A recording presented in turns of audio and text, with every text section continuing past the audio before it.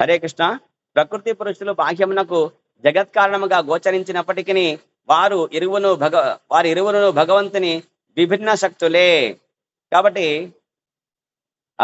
ప్రకృతి తల్లి వంటిది, తర్వాత బీజప్రదగా తండ్రి అని చెప్పి భగవానుడు చెప్పినట్టు, గీతలో చెప్పినట్టు ప్రకృతి ఎవరంటే తల్లి, తర్వాత బీజప్రదాత పురుష ఎవరంటే భగవానుడు, ఆది పురుషుడు గోవిందం ఆది పురుషం, కాబట్టి ఆయనే ఆది పురుషుడు. కాబట్టి ఆయన నుంచి వచ్చిన జీవులకి మరి ప్రజోత్పత్తి చేయడానికి ఏర్పాటు చేస్తారు. కాబట్టి ఆ విధంగా మరి ప్రకృతి పురుషులు ఇద్దరికి బాహ్యమునకు జగత్ కారణముగా గోచరించినప్పటికీ వారు ఇరువురును భగవంతుని విభిన్న శక్తులే.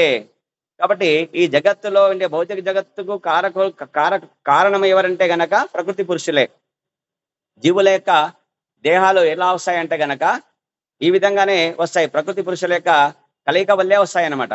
కాబట్టి అనగా వారికి అతడే కారణమై ఉన్నాడు. కాబట్టి ఆ పరమ పురుషుడైన భగవానుడే మరి ఆయన యొక్క విభిన్న శక్తులు ఇవన్నీ అని చెప్పేసి ఇక్కడ చెప్తున్నారు. కాబట్టి అతడే మూల కారణము. మూల కారణం ఎవరంటే సర్వకారణ కారణం ఎవరంటే శ్రీకృష్ణ భగవానుడు. కాబట్టి ఈ విషయమును నారదీయ పురాణము ఇట్లు పలుకుచున్నది.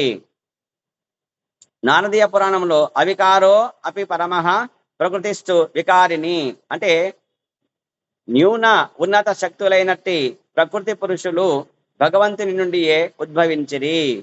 కాబట్టి ప్రకృతి అనేది న్యూన్య భగవంతుని యొక్క శక్తిలో న్యూన్య శక్తి ఒకటి, తర్వాత పురుషుడు అనేది ఉన్నత శక్తి అంటే జీవుడు.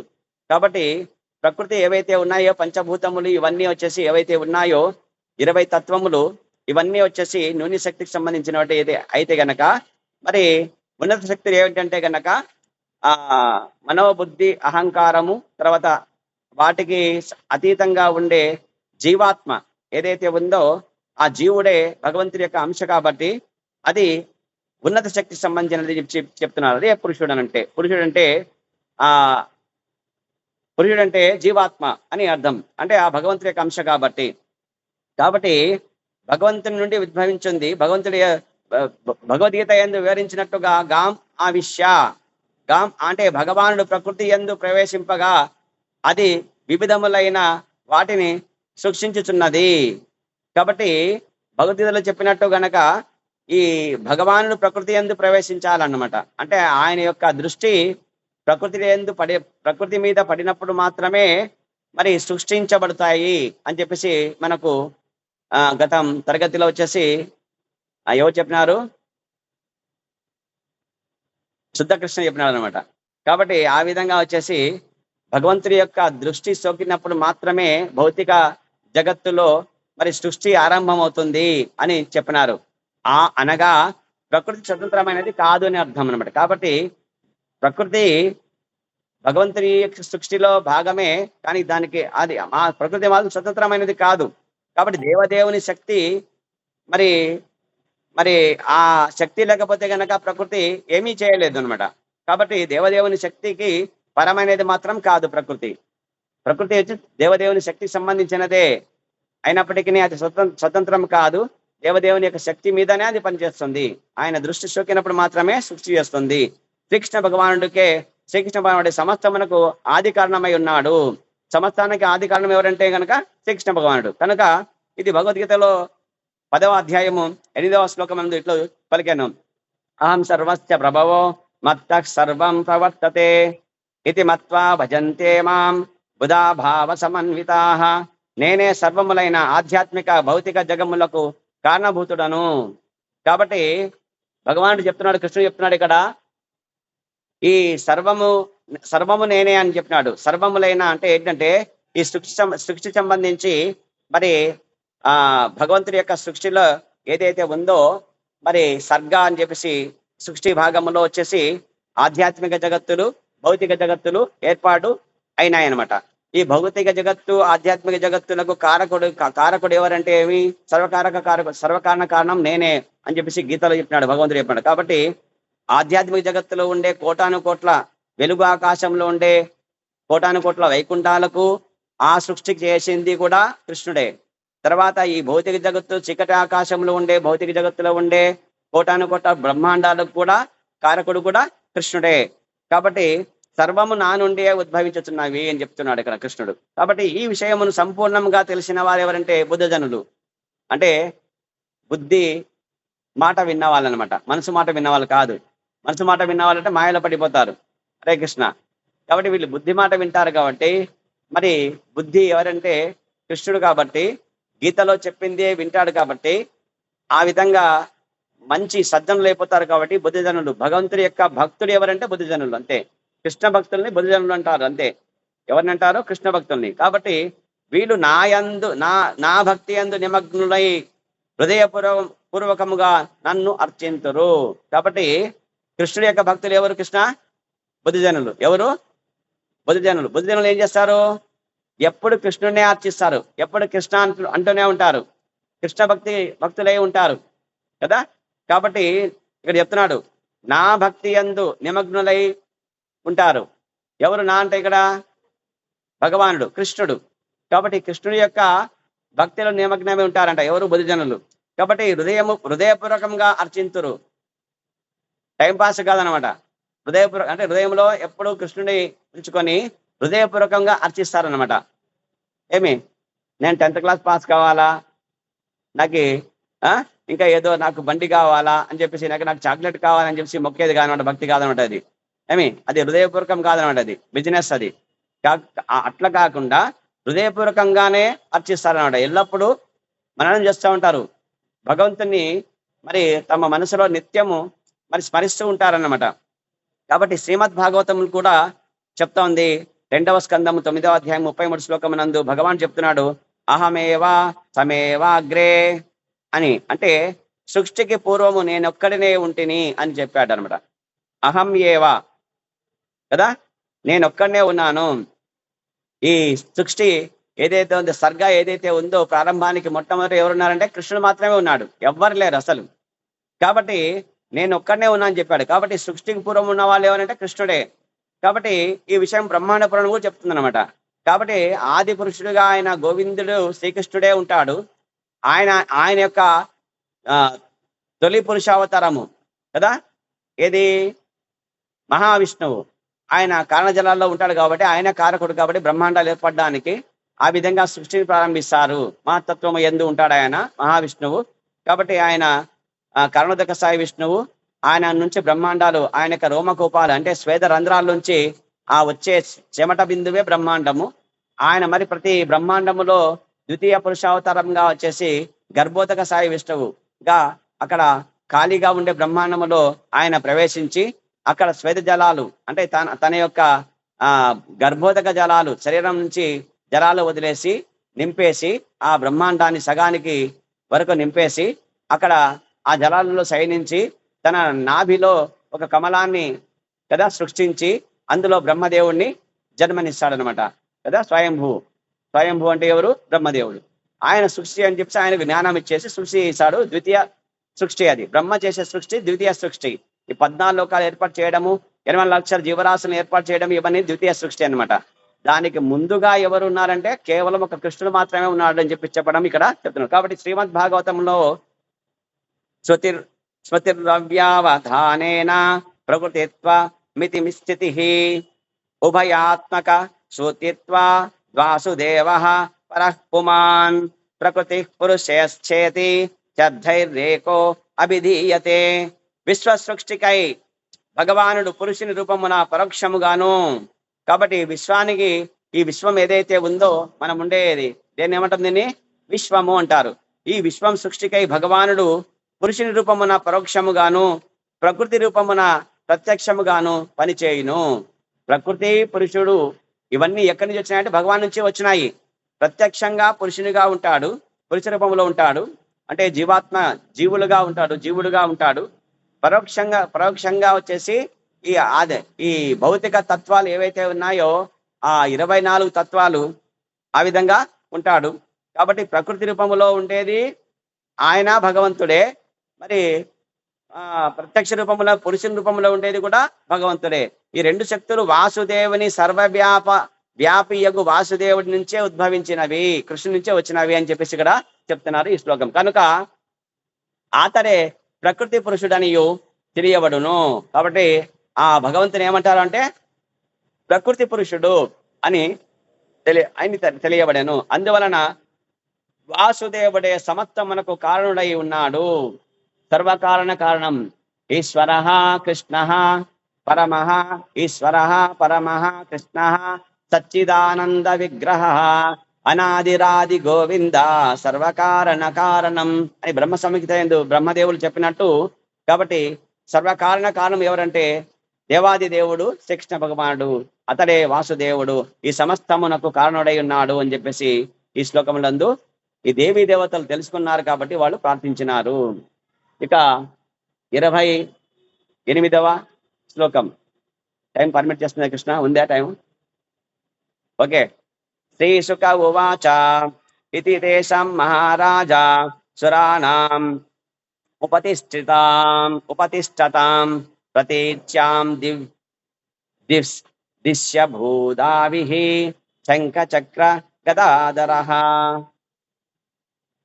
శ్రీ సుఖదేవ గోస్వామి పలికను. కృష్ణ కూర్చోవాలా, తిలకం పెట్టుకొచ్చి దండం పెట్టి కూర్చోవాలా నిశ్శబ్దంగా. శ్రీ సుఖదేవ గోస్వామి పలికను, రాజా దేవతలిట్లు స్తుతించగా శంఖ చక్ర గదాధారియగు భగవానుడు తొలుత వారి హృదయములలో ప్రత్యక్షమై పిదప వారి ఎదుట దర్శనమొసగెను. కాబట్టి దేవదేవుడు వచ్చేసి మరి విష్ణు భగవానుడు మొట్టమొదట ఎక్కడ దర్శనమిస్తాడు? ఏ కృష్ణ హృదయ పరమాత్మ ఆయన ఫస్ట్ మొట్టమొదట హృదయమందు దర్శనమిస్తాడు. ఫస్ట్ ప్రత్యక్షమవుతాడు ఆయన. హృదయమునందు ప్రత్యక్షమైపోయి వాళ్లకు అవగతం అయిపోతుంది అనమాట. భగవంతుడు ఇప్పుడు మాకు రెస్పాండ్ కావడానికి సిద్ధంగా ఉన్నాడు అని చెప్పేసి. ఆ తర్వాత పిదప వారి ఎదుట దర్శనం అవుతాడు అనమాట. కాబట్టి భగవంతుడికి దర్శనం ఇచ్చే విధం ఇక్కడ చెప్తున్నాడు ఎవరు? సుఖదేవ గోస్వామి. నేరుగా అంటే భగవంతుడు ఫస్ట్ హృదయమునందు ఆయన మనకు ప్రత్యక్షమవుతాడు అనమాట. అంటే హృదయస్థ పరమాత్మగా ఆయన అక్కడ మనకు కనిపిస్తాడు లోపల, బాహ్యంగా కాదు, అంతరంగా దర్శనం అయిపోతుంది. తర్వాత బాహ్య దర్శనం అవుతుంది. ఇక సుఖదేవ్ గోస్వామి ఈ విధంగా చెప్పినాడు. కాబట్టి ఆ తర్వాత 29-30 శ్లోకాలు చూద్దాము. సువర్ణ ఆభరణ భూషితములను శ్రీవత్స కౌస్తుభ మణి లాంఛనములను తప్ప అచ్చము తన వలనే గోచరించు వారును అగు 14 పార్షదులచే పరివృత్తుడై ఆ దేవదేవుడు సేవింపబడుచుండెను. కృష్ణుడు చూడండి ఇక్కడ ఏ విధంగా దర్శనించాడంటే కనుక 16 మంది పార్షదులతో వచ్చినారంట. అచ్చం ఎట్లా ఉంటారు వీళ్ళు? విష్ణువు లాగానే ఉంటారు. విష్ణు పార్షదులు. ఆ రంగు రూపము అంతా వచ్చేసి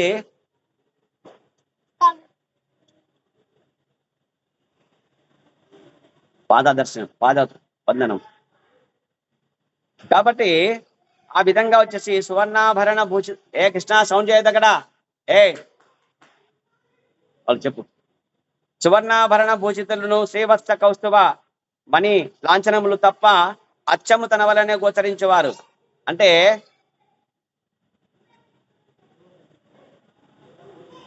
చెప్పు వాళ్ళకి నిశ్శబ్దంగా ఉన్నాం.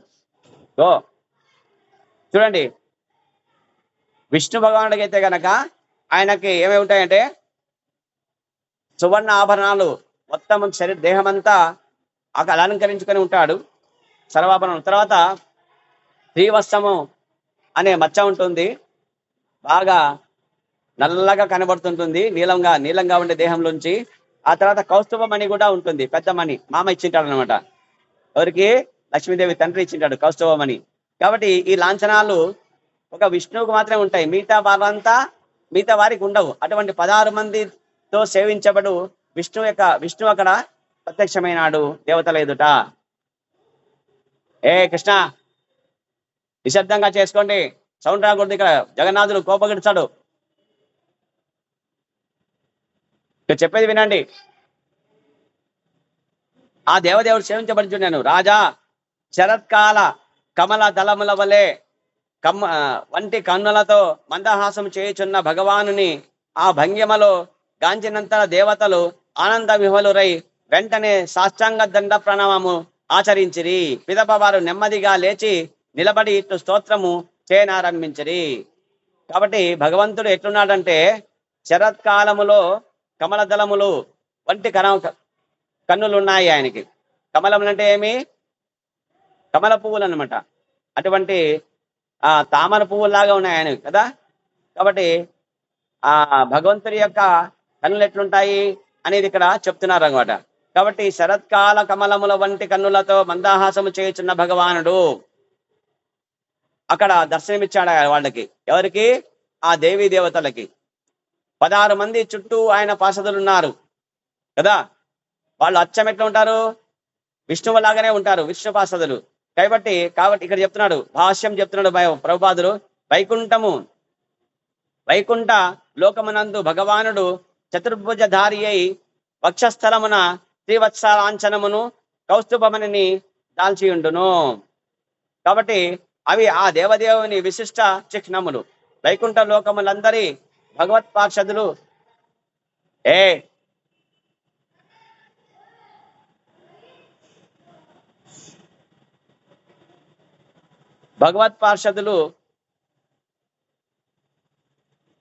ఇతర భక్తులు శ్రీవత్స కౌస్తువ లాంఛనములు తప్ప దేవదేవుని రూపలక్షణములనే కలిగి ఉందరు. వైకుంఠంలో ఉండే వాళ్ళంతా విష్ణు పార్షదులు ఎట్లుంటారంటే కనుక విష్ణువులాగానే ఉంటారు. అదే రంగు, అదే దేహము, అలాగే అచ్చం విష్ణులాగే ఉంటారు. కానీ ఒక 2 మాత్రం ఉండవు. ఏంటి ఉండవు? శ్రీవత్స లాంఛనము అనేది ఒకటి, కౌస్తుభం అని 2. ఇవి 2 మాత్రమే ఉండవు. మిగతావన్నీ ఆభరణాలు కూడా ఎక్కువ ఉంటాయి విష్ణువుకి, వీళ్ళ పార్షదులు తక్కువ ఉంటాయి ఆభరణాలు అని చెప్తున్నారు ఇక్కడ. ఇక దేవతలు స్తుతించేది రేపు చెప్పుకుందాము. చాలా పెద్దగా ఉంది. ఇంకా ఇక్కడ నుంచి స్టార్ట్. ఓకే. హరే కృష్ణ. పంచాకల్పతరుభ్యచ్చ కృపా సింధుభ్య ఏవచ పతితానాం పావనేభ్యో వైష్ణవేభ్యో నమో నమః. అనంతకోటి వైష్ణవ బృందికి జై. శ్రీ ప్రభుపాద్ కి జై. హరే కృష్ణ. హరే కృష్ణ కృష్ణ కృష్ణ హరే హరే, హరే రామ హరే రామ హరే హరే. హరే కృష్ణ ప్రభు దండ ప్రమాణాలు.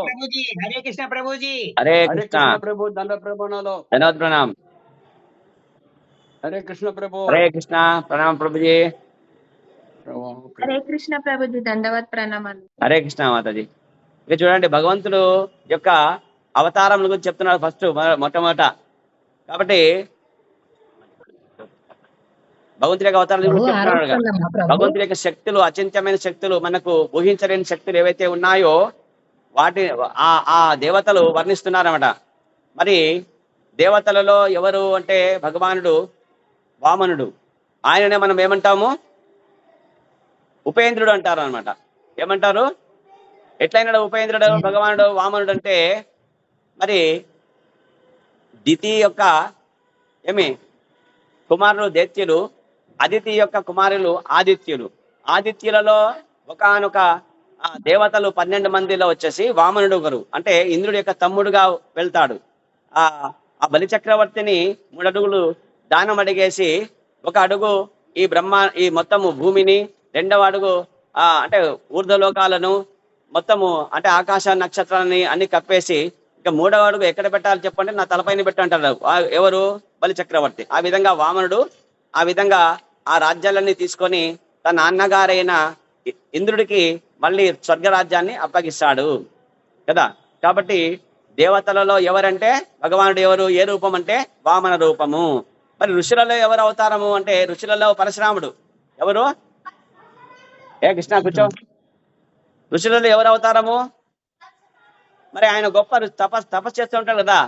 జమదగ్నిని ఎప్పుడైతే ఈ కార్తవీర్యార్జునుడు ఆయన్ని చంపేస్తాడో అప్పుడు కోపం వచ్చేసి ఇంకా పరశువు అనే ఖడ్గం పెట్టుకుని ఏం చేస్తాడు? 22 పర్యాయాలు మొత్తము ప్రపంచమంతా దండెత్తి క్షత్రుడి యొక్క తలలు తీసేస్తాడనమాట. ఎవరు? ఋషిగా ఉండే పరశురాముడు. కాబట్టి ఋషులలో ఎవరు గొప్ప అంటే పరశురాముడు. అంటే భగవంతుడి యొక్క అవతారం ఋషులలో ఎవరంటే పరశురాముడు అని చెప్తున్నారు ఇక్కడ. ఆ తర్వాత జంతువులలో ఎవరు చెప్పండి? నరసింహదేవుడు. అవునా? సింహం కదా. తర్వాత వరాహస్వామి అవతారము. హిరణ్యాక్షుడు ఏం చేస్తాడు అంటే భూమిని ఏమి రసాతలంలో పడేస్తాడు కదా, పడేసినప్పుడు భూమి కావాలని చెప్పి బ్రహ్మదేవుడు మరి ప్రార్థిస్తే భగవానుడు ఏం చేస్తాడు, కృష్ణుడు వరాహవతారం ఎత్తేసి వరాహవతారంలో వెళ్ళి ఆ హిరణ్యాక్షుని చంపేసి యుద్ధం చేసి చంపేసి భూమిని మళ్ళీ ఆయన యొక్క నూపురం దగ్గర ఉండే కూరల పైన భూమిని తీసుకొస్తాడు పైకి అనమాట. కాబట్టి ఆ విధంగా భగవానుడి యొక్క జంతువుల యొక్క రూపాలలో కూడా భగవంతుడు వచ్చినాడు, దేవతల రూపంలో వచ్చినాడు కృష్ణుడు. వినండి, ఇక్కడ కృష్ణుడు దేవతల రూపంలో వచ్చినాడా, తర్వాత ఋషుల రూపంలో వచ్చినాడా, జంతువు రూపంలో వచ్చినాడా, మరి నీటిలో ఉండేవి చేప రూపంలో వచ్చినాడా లేదా, కూర్మావతారము తాబేలు అవతారం వచ్చినాడు కదా, మత్స్యావతారము తాబేలు కదా, తాబేలు కూర్మావతారము ఇవి రెండు వచ్చినారనమాట. కాబట్టి ఏ కృష్ణ వినండి, ఇక్కడ ఇచ్చేద్దాం, కూర్చోవాలా, కూర్చో. కూర్మావతారము మత్స్యావతారం కూడా ఇవి జలచరాలు సంబంధించిన దేహాలు తీసుకున్నాడు భగవంతుడు. ఆ విధంగా వచ్చేసి దివ్య రూపాల్లో వచ్చినాడు. కాబట్టి అన్ని రకములుగా జీవజాతులలో వివిధములకు దివ్య రూపం దాల్చినట్టు అతడు మానవుడుగా ఎట్లా వచ్చినాడు చెప్పండి, రాముడు. కృష్ణ మానవుల రూపంలో వచ్చినాడు. ఎవరు, దేవదేవుడు కృష్ణుడు. ఎట్లా వచ్చినాడు, కృష్ణుడిగా వచ్చినాడు, రాముడుగా వచ్చినాడు. ఇక్కడ మనకంత తిరగలేదు, ఇక్కడ మానవులతో పాటు కలిసి ఉండలేదు ఆయన. కాబట్టి మానవుల రూపంలో ఎట్లా వచ్చినాడంటే శ్రీరాముడుగా శ్రీకృష్ణుడుగా అర్థించినాడు. ఆ విధంగా అతడు దానవులచే పీడితులకు దేవతలను తన నిర్హేతుకము కరుణతే రక్షించాడు. కాబట్టి దానవులను ఎవరైతే రాక్షసులు ఉన్నారో వాటి నుంచి తన భక్తుల్ని రక్షించడం లేదా, ప్రహ్లాదుని రక్షించడం లేదా రాక్షసుల నుంచి. ఎస్, ఆ విధంగా రామావతారం ఎత్తింది ఎందుకు, రావణాసురుడు కుంభకర్ణుడు కదా, 60,000 మంది రాక్షసులు ఉన్నారు, వాళ్ళని సంహరించడానికి వచ్చినాడు, రాముడిగా వచ్చాడు భగవంతుడే, మానవుడుగా కదా. ఆ విధంగా కాబట్టి ఆ విధంగా వచ్చేసి నిర్హేతుకమైన కరుణ ఉంటుంది భగవంతుడి పట్ల. అంటే కండిషన్ ఏమి ఉండదు, నేను 100 టెంకాయలు కొడతాను, నాకు 10th క్లాస్ పాస్ చేయనేది కండిషన్ అంటే ఏముండదు. ఆయన దయతో వచ్చేసాడంతే. తన భక్తితో ఉండే భక్తుడు అంటే ఏ కోరిక లేకుండా భగవంతుని సేవ చేసే భక్తులు అంటే ఆయన చాలా ఇష్టం. వాళ్ళ కోసం వస్తాడనమాట ఉద్ధరించడానికి. కాబట్టి ఈ సకల రూపాలు ఆయనవే. సమస్త జీవులకు పరమ పూజనీయుడు ఎవరంటే అతడే. అందరి జీవులకి ఎవరు పూజనీయుడు, ఎవరు అంటే కృష్ణుడే. చీమకి, దోమకి కదా, 24 లక్షల జీవరాశులు ఏవైతే ఉన్నాయో జలచరాలకి ఎవరు రక్షించేవాడు, కృష్ణుడే. వాళ్ళ హృదయంలో ఉండేది ఎవరు, కృష్ణుడే. చీమ హృదయంలో ఉంటాడు, దోమ హృదయంలో ఉంటాడు, చేప హృదయంలో ఉంటాడు, తాబేలు హృదయంలో ఉంటాడు, సింహం హృదయంలో ఉంటాడు, ఏనుగు హృదయంలో ఉంటాడు, మనిషి హృదయంలో ఉంటాడు, చెట్టు హృదయంలో ఉంటాడు, బ్రహ్మదేవుడు హృదయంలో ఉంటాడు, తర్వాత ఇంద్రుడి హృదయంలో ఉంటాడు, చంద్రుడి హృదయంలో ఉంటాడు, అందరి హృదయంలో ఉంటాడు ఆయన. కాబట్టి ఆయన పరమ పూజనీయుడు, సమస్త జీవులకు ఆయనే. అతడే స్త్రీ పురుష సృజన శక్తి రూపమున పరమకారుడై ఉన్నాడు.